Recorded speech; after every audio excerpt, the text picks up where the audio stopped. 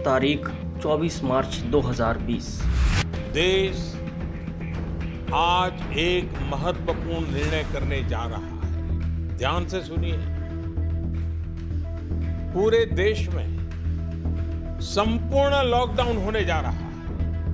आज रात 12 बजे से घरों से बाहर निकलने पर पूरी तरह पाबंदी लगाई जा रही है। देश में ये लॉकडाउन 21 दिन का होगा। और इस तरह चंद हफ्ते पहले अचानक देश पर बिना सोचे समझे, बिना किसी चेतावनी और पूर्व सूचना के लॉकडाउन बॉम्ब फोड़ दिया गया। और जरा देखिए इस तंत्र की संवेदनहीनता और अदूरदर्शिता की लाखों श्रमिक एक झटके में सड़क पर आ गए और पलायन को मजबूर हो गए। जो जहां था, जिस हाल में था, जैसे था वहीं फंस गया और सारे रास्ते बंद हो गए।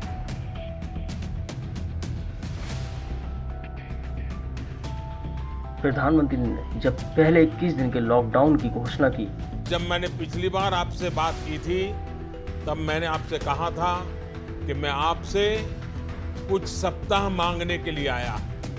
कोरोना के खिलाफ इस लड़ाई को हर एक भारतीय ने अपनी घर की लड़ाई समझकर लड़ा।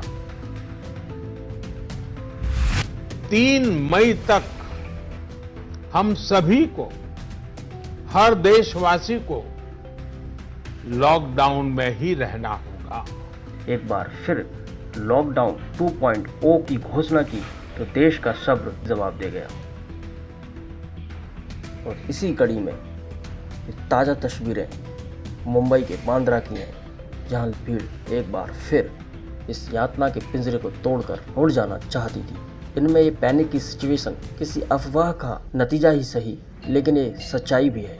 टीवी और न्यूज़ चैनल्स पर इनके बड़े बड़े प्रवक्ता बड़ी सफाई से सरकार का बचाव करते नजर आते हैं और बोलते नहीं थकते कि हम 50 लाख या 80 लाख लोगों को खाना खिला रहे हैं, मुफ्त में राशन दे रहे हैं, कोई भूखा नहीं सोएगा। लेकिन फिर हर रोज बदहाली को बयां करती इनकी ये तस्वीरें क्या झूठी हैं?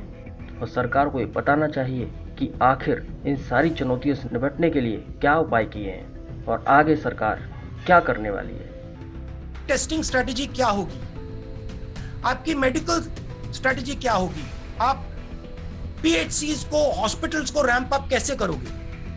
क्योंकि आपको वो लॉकडाउन खुलने से पहले करना पड़ेगा, क्योंकि लॉकडाउन के बाद डिजीज का अपटेक होगा, डिजीज बढ़ना शुरू हो जाएगी, तो आपको अग्रेसिवली उसको काउंटरैक्ट करना पड़ेगा। तो मैं कह रहा हूं कि ये डिलेड एक्शन नहीं होना चाहिए, ये इमीडिएट एक्शन होना चाहिए। मुझे काफी दुख हो रहा है कि and it is going to become a bigger problem as we go ahead. I think it's very important that we have a strategy for this, and I think the central government should work on a strategy of this, either how to move, how to solve this migrant issue in the states. I have not been speaking directly to my chief ministers about migrants, but I have mentioned to them that they need to handle this situation with extreme care and gentleness.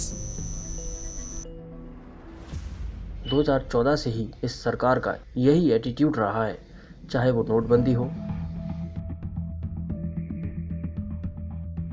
चाहे GST का मामला हो।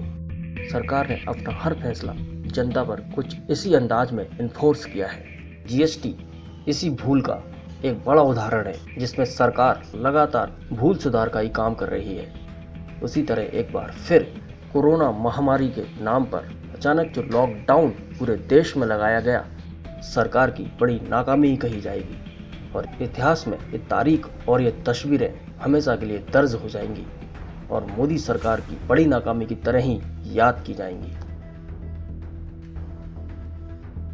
लेकिन इस lockdown की back story कुछ और ही है।